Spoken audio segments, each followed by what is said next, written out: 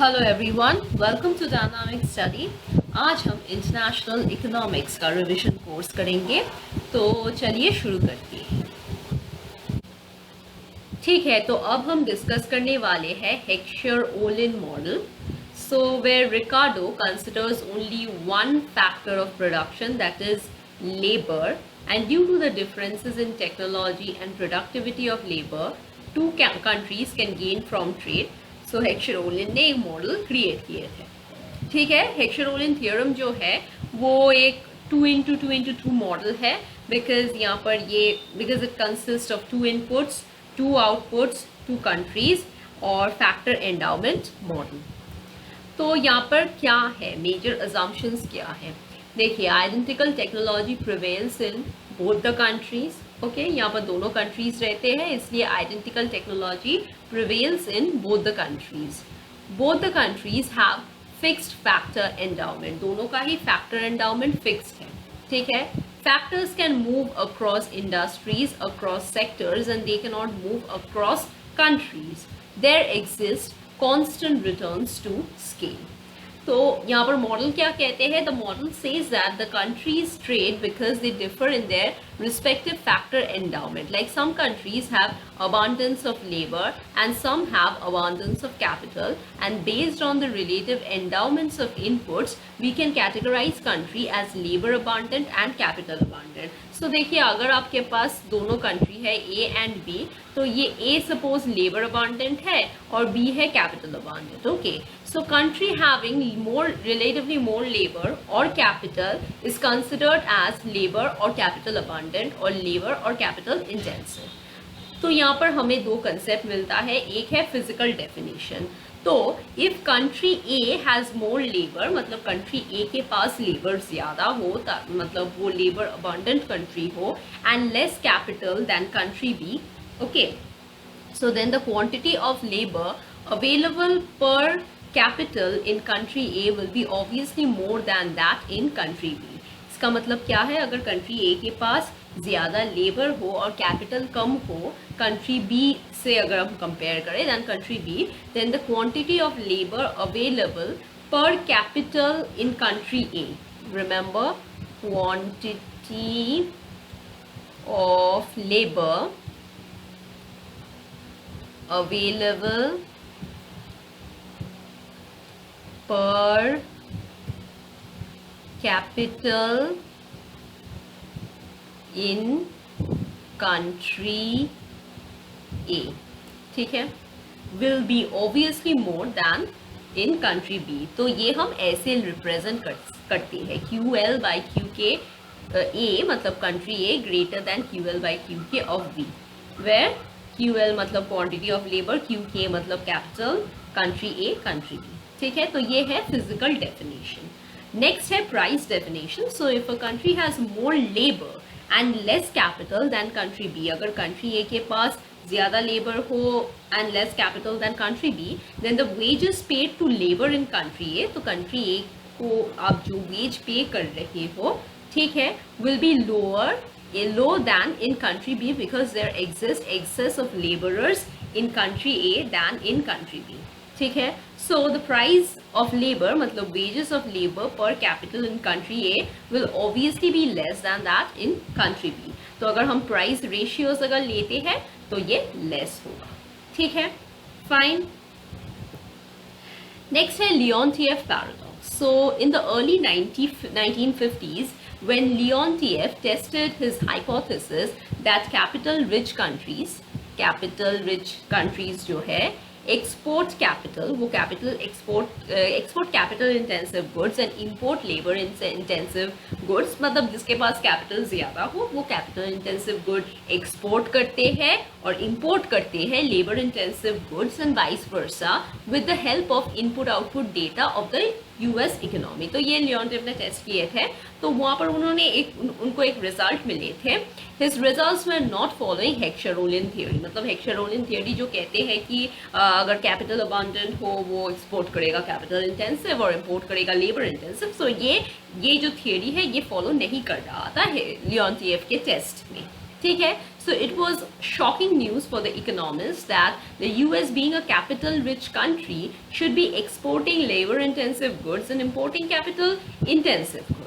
Right तो यहाँ पर क्या होता है, शॉकिंग होता है कि द रिजल्ट जो होता है वो ऑपोजिट में होता है. That's why Leontief paradox. ठीक है. So the main reason behind Leontief paradox was the US protective trade policy. The US protective trade policy was the main reason behind Leontief paradox. Okay, so US protective trade policy, ये main कारण था behind the Leontief paradox. Okay, so import of natural resources and investment in human capital.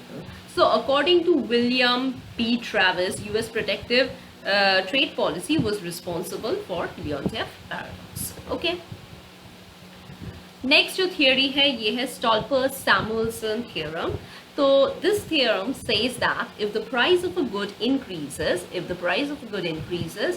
the price of the input intensively involved in the production of that good will also rise. मतलब एक good का अगर price increase होता है तो जो input उस particular good को प्रोड्यूस करने के लिए जो इनपुट यूज किए गए थे तो उसका प्राइस भी इंक्रीज होगा. ठीक है. So in other words, if country A, the price of capital intensive good increases, then the price of capital will rise more than the price of labor in country A and vice versa. ठीक है. मतलब country ए जो है उसका मतलब capital को मैं के से रिप्रेजेंट कर रही हूँ तो कैपिटल इंटेंसिव क्योंकि ये गुड है कैपिटल इंटेंसिव गुड. अगर इस प्राइस ऑफ क्यू के अगर इंक्रीज होता है, ठीक है, तो जो प्राइस ऑफ कैपिटल जो है जो हम रिप्रेजेंट कर रहे हैं पी के वो इंक्रीज होगा, will rise more than the price of labour. Okay, price of labour से ज्यादा इंक्रीज होगा इन कंट्री ए. ठीक है. ओके, सो ये था Stolper-Samuelson मॉडल. नेक्स्ट है theory of imperfect competition. So we know that HO model मतलब Heckscher-Ohlin model in inter-industry trade, that is inter-industry trade मतलब क्या है, trade between countries, but most of the trade happens is based on product differentiation and economies of scale, which is not captured by Heckscher-Ohlin model. मतलब most of the trade जो होता है वो product differentiation के लिए होता है और economies of scale के लिए होता है जो Heckscher-Ohlin model capture नहीं करते हैं. It is also called as intra-industry trade. इसको हम intra-industry trade भी कहते हैं. इसको हम क्या कहते हैं? इसको हम intra-industry trade भी कहते हैं and monopolistic trade as well. Monopolistic trade as well. ठीक है. इसको हम intra-industry trade और monopolistic trade भी कहते हैं. So intra-industry trade means each industry is producing almost similar product. हर एक industry similar product produce कर रहे हैं with similar factor intensities. They are producing similar product with similar factor intensity. So in simple words, intra-industry trade means when the country exports and imports the goods in the same industry. For example, USA export कर रहे हैं automobiles and imports them too. ठीक है, वो export भी कर रहा है automobiles और उसको import भी कर रहा है. ठीक है, I hope this is clear. Okay, so intra-industry trade क्यों होता है? The first reason is economies of scale. So it says that over the period of time, the cost of production decreases with the increase in the level of production and thus causing profit to the industry. It may be due to increase in efficiency and skills of workers over the period of time. तो क्या है ये कहते हैं कि it says that over the period of time the cost of production कम हो जाते हैं, decreases with increase in the level of production increase होने से, और इसलिए जो industry profit मतलब industry में profit आ रहा है. And it may be due to the increase in the efficiency and skills of the workers over a period of time. इसलिए economies of scale होता है. Next है product differentiation. तो similar product with little or minor changes. मतलब इसका मतलब तो the basic or the main service of good will be same. Like different variants of the same car, different classes of flight, economy class, business class. So in order to sell differentiated product in the global market with an intent of capturing the market, the whole process becomes more competitive, and that too imperfect. Since here the products are not homogeneous like perfect competition, it involves imperfect competition like monopolistic competition, oligopoly, or even monopoly in some extreme cases. For example, US exports mid-size automobiles, but Germany exports luxurious automobiles. Okay, so unlike these scenarios, players have strong differentiated products, are able to set the prices in the market, same like monopolistic competition, oligopoly, monopoly, rather than taking the price from the market. Hence, here, since firms can differentiate their products from their rival, they can charge different prices for their products like Samsung, Sony, Apple, and are charging different prices for their mobile phones, which are differentiated products. तो यहाँ पर एक important note है, more firms मतलब more competition, lower be the price of the goods and services, and more firms will enter into the market if the prices is more than average cost. Okay. Next है measure of intra industry trade. Okay, तो intra industry trade का measure क्या है? The extent of intra-industry trade is measured by the following index, which is also called as intra-industry index. तो इसका ये कैसे हम measure करते हैं? T is equal to इस index को 1 minus exports minus import by export plus import. X मतलब export और M मतलब import और T मतलब intra-industry index. ठीक है, तो अगर X is equal to M होता है तो T will be equal to 1. ठीक है, और अगर सिर्फ एक्सपोर्ट हो रहा है और कोई इंपोर्ट अगर ना हो तो T 0 होगा, और अगर सिर्फ इंपोर्ट हो रहा है और एक्सपोर्ट नहीं हो रहा है तो T will be equal to 2.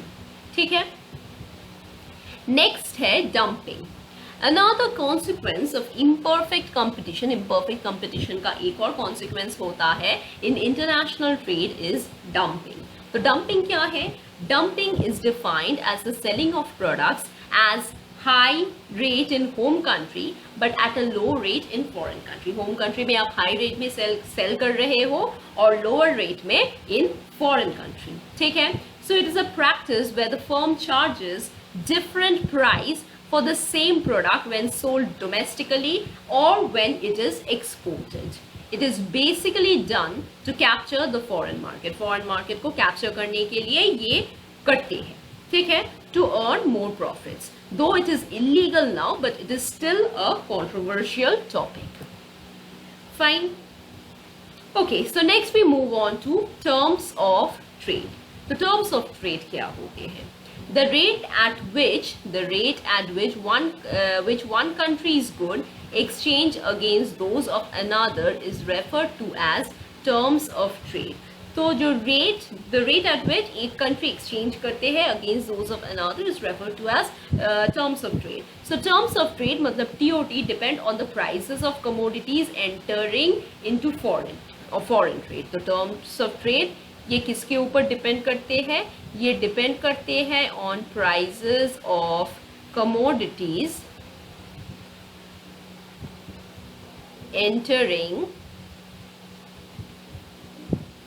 Into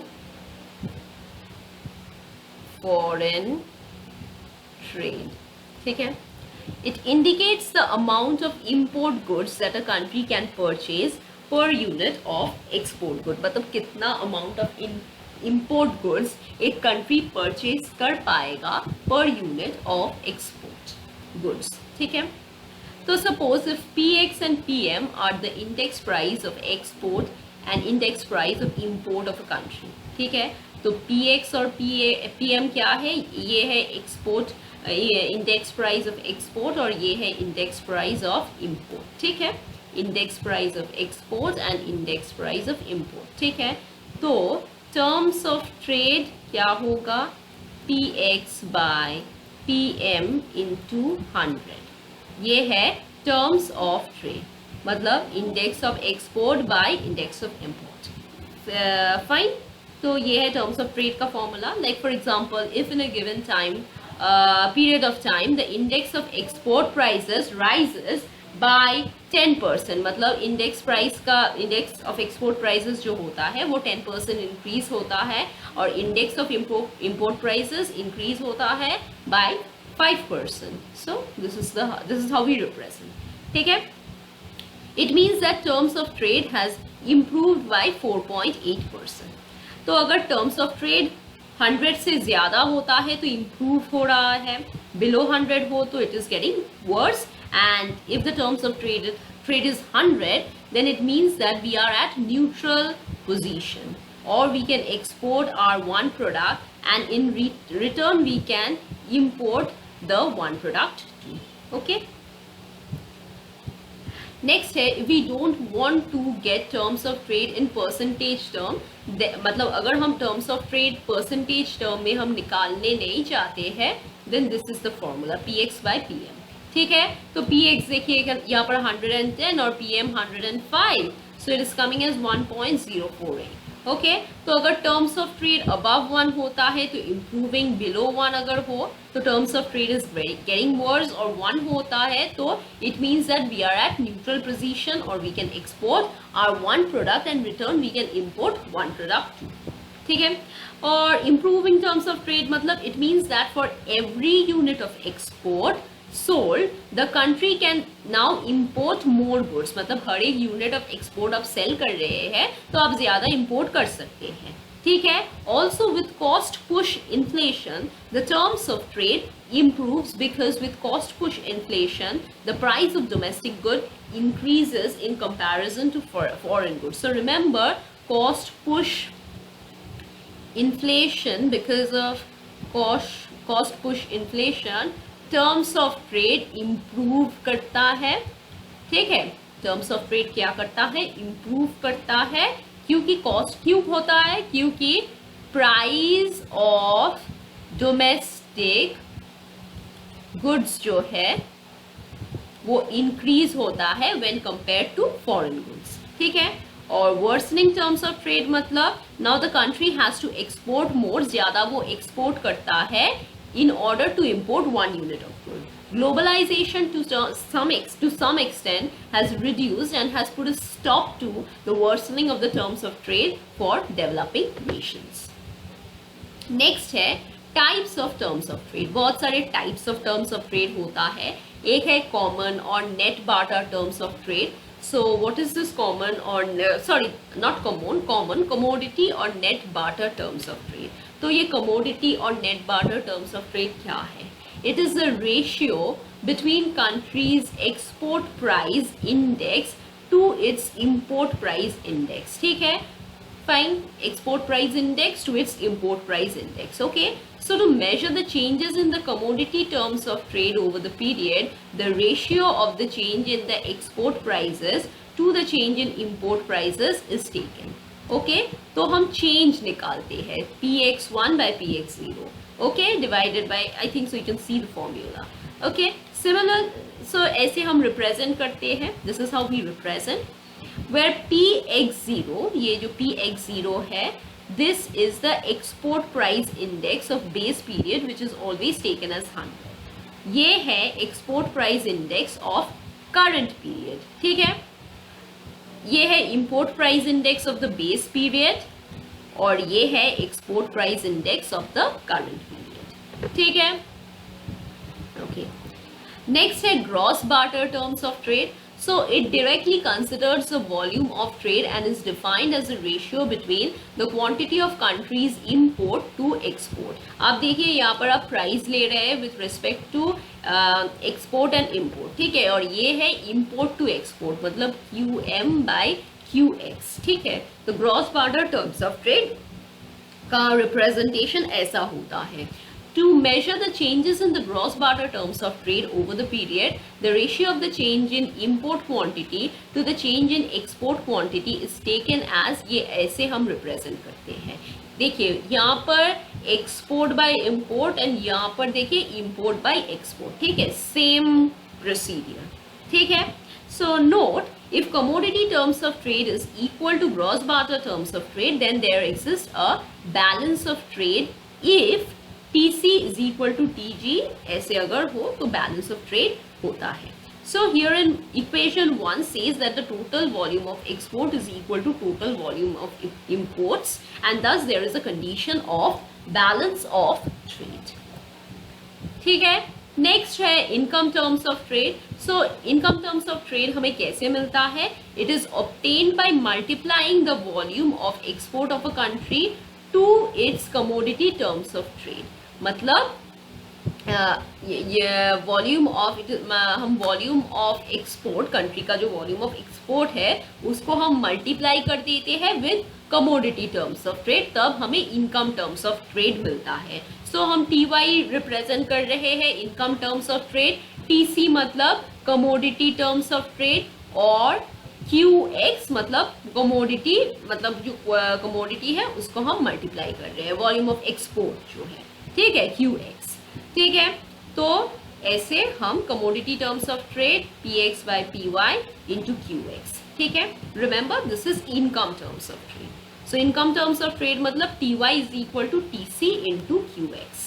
और single factorial terms of trade जो कि प्रोफेसर वाइनर ने दिए थे, ये concept, he gave this concept and use the productivity of export industry. तो single factorial terms of trade जो है ये प्रोफेसर वाइनर ने ये कंसेप्ट उन्होंने दिए थे, and he use the productivity of export industry. Export industry का प्रोडक्टिविटी उन्होंने दिए थे. It is obtained by multiplying the index of productivity changes in domestic export industries to its commodity terms of trade. तो single factorial terms of trade मतलब TC मतलब commodity terms of trade into FX. FX मतलब क्या है? देखिए, it is obtained by multiplying the index of productivity changes, मतलब productivity index of export industry. FX हम represent कर रहे हैं productivity index of export industry. Fine.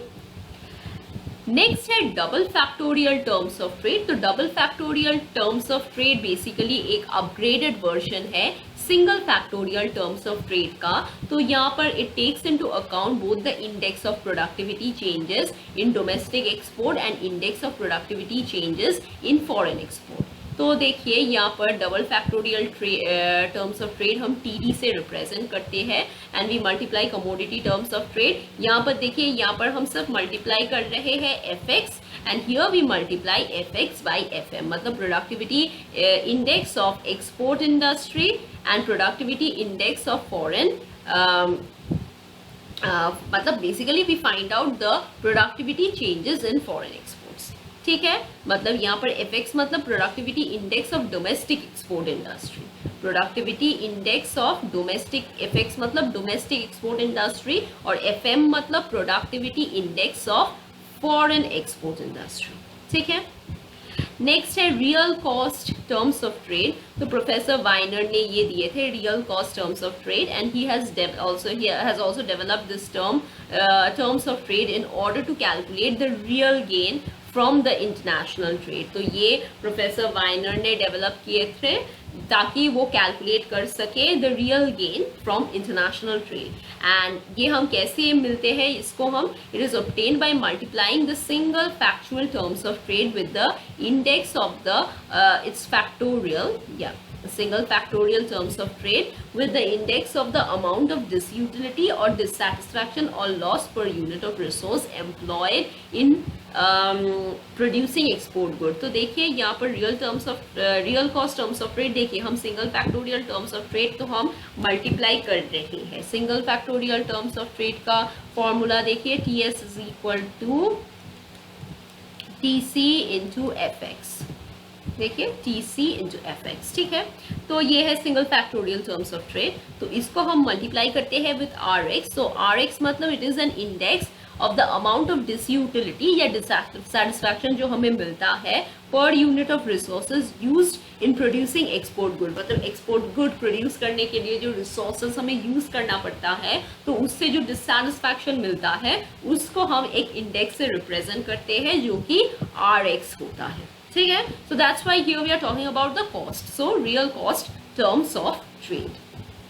और नेक्स्ट है यूटिलिटी टर्म्स ऑफ ट्रेड, तो ये भी प्रोफेसर बाइनर ने डेवलप किए थे, and it is an index which measures the relative utility of imports, मतलब इंपोर्ट्स का रिलेटिव यूटिलिटी मेजर करती है, and the changes in the disutility of producing export like sacrificing the production of other domestic commodities to produce exports. Okay, तो ये हम major करते हैं TU, क्योंकि यूटिलिटी टर्म्स ऑफ ट्रेड है which is equal to TR into U. देखिए TR का formula हम जानते हैं, real cost terms of trade, ठीक है, और U का मतलब क्या है, U is an index of relative utility of imports and domestically forgone commodities, ठीक है।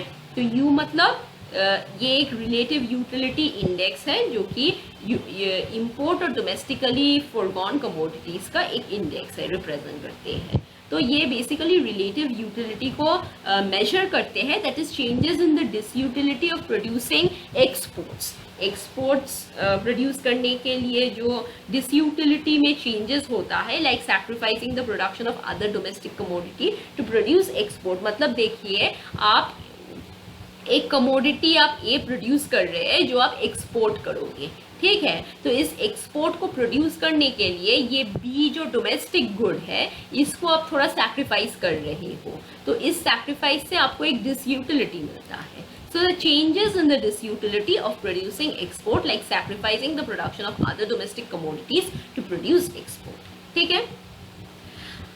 Okay, so next है secular deterioration of the terms of trade. Now the reasons for secular deterioration of the terms of trade ये क्या है?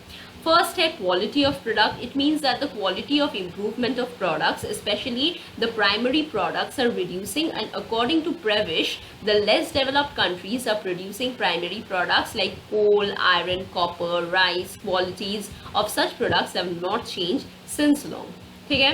Next है gains from technical progress. Professor Singer ने reason किए थे कि गेन्स फ्रॉम टेक्निकल जो प्रोग्रेस होता है in the developing countries are passed on to the consumers of the developed countries because LDC countries export these goods at a lower cost. मतलब developing country जो technical progress करते हैं वो ये lower cost में export कर देते हैं टू डेवलप्ड कंट्रीज, तो इसका बेनिफिट मतलब गेन्स जो होता है ये डेवलपिंग कंट्रीज को नहीं मिलता है, right, and developing countries is kind of the primary producer. Okay, next है Jagdish Bhagwati has commented that deterioration in the terms of trade might be due to immeasurizing growth. मतलब क्या है? That is focus too much on export oriented growth and ignore the production of complementary goods and services to boost the imports competing countries. मतलब जो domestic countries जो import industry से compete जो कर रहे हैं उसको मतलब सिक्योर करने के लिए कुछ कॉम्प्लीमेंट्री गुड्स या सर्विसेज प्रोड्यूस नहीं होता है टू आई मीन प्रोटेक्ट और boost the import competing industries. Okay, तो too much of export oriented growth पे फोकस्ड होता है, तो ये जगदीश भगवती ने पॉइंट आउट किए थे इमेजराइजिंग ग्रोथ, ठीक है। नेक्स्ट है income elasticity of demand. So income elasticity of demand is explained by Engel's curve. Engel's curve हमने पढ़ा है माइक्रो इकोनॉमिक्स में, तो इनकम इलास्टिसिटी ऑफ डिमांड जो है it is explained by Engel's curve.